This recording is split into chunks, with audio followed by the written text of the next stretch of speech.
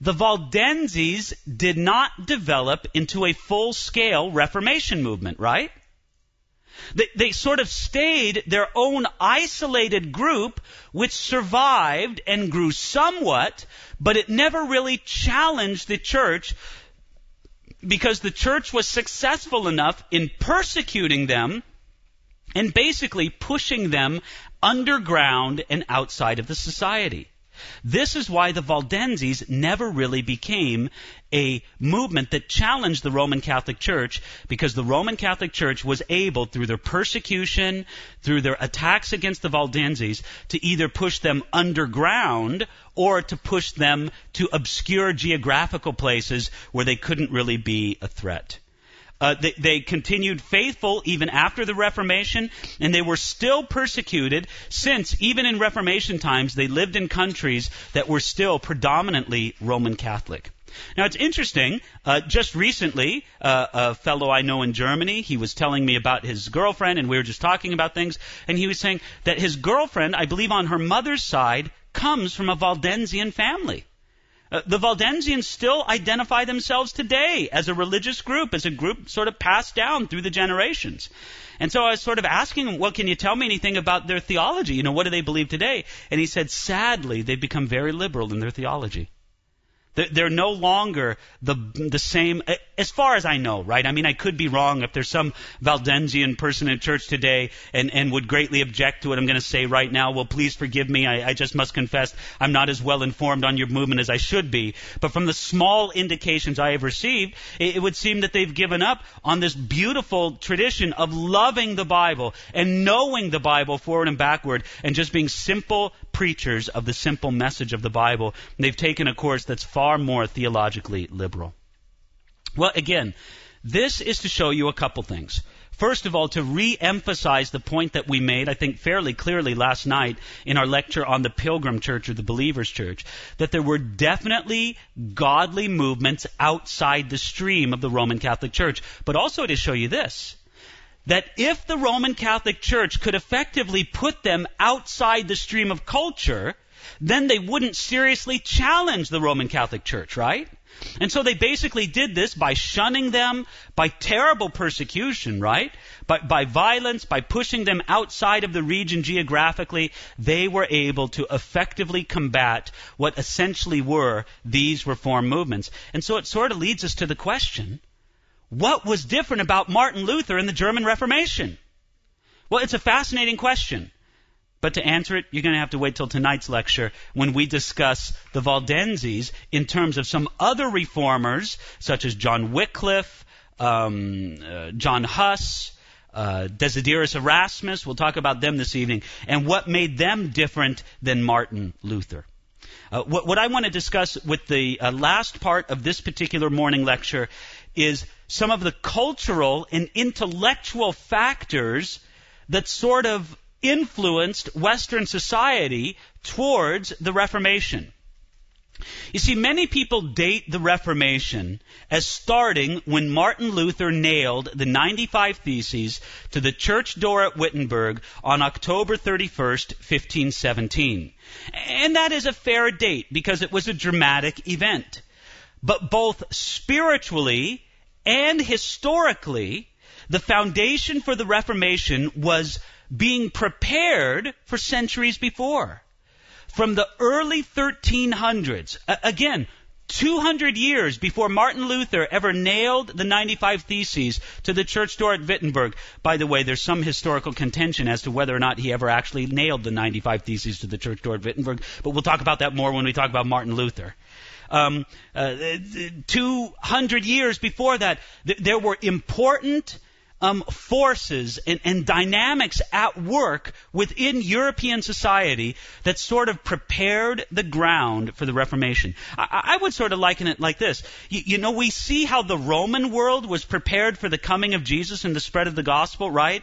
With the Pax Romana, the peace, the infrastructure for travel. We talked about this in our very first lecture. The common language Greek, the trade, the religious pluralism. Well, even as the ground was sort of prepared for that, I would say that at least from a historical perspective, and you could probably say from a spiritual perspective as well, the ground was prepared for this very significant event of the Reformation that happened in Germany in the early 16th century. So, the first of these cultural and intellectual factors in sort of preparing the ground for the Reformation in Western Europe was the plague and the Black Death.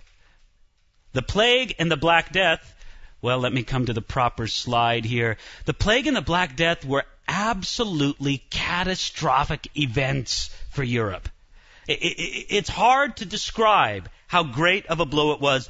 Bubonic plague first struck Europe in the year 1347, and for centuries after that, the shadow of the plague darkened Europe. In 1347, the Black Death killed, are you ready for this? About 1/3 of Europe. I mean, can you imagine that?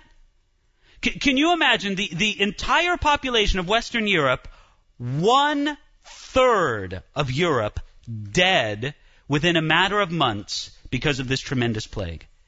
It is said that people lived in the shadow of this plague.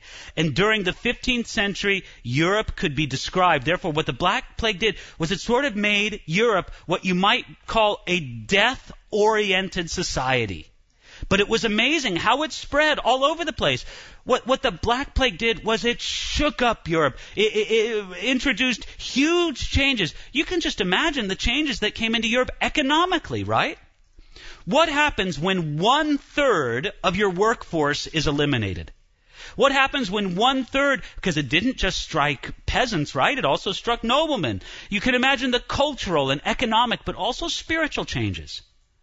That is an extremely traumatic thing for a generation or a series of generations to go through.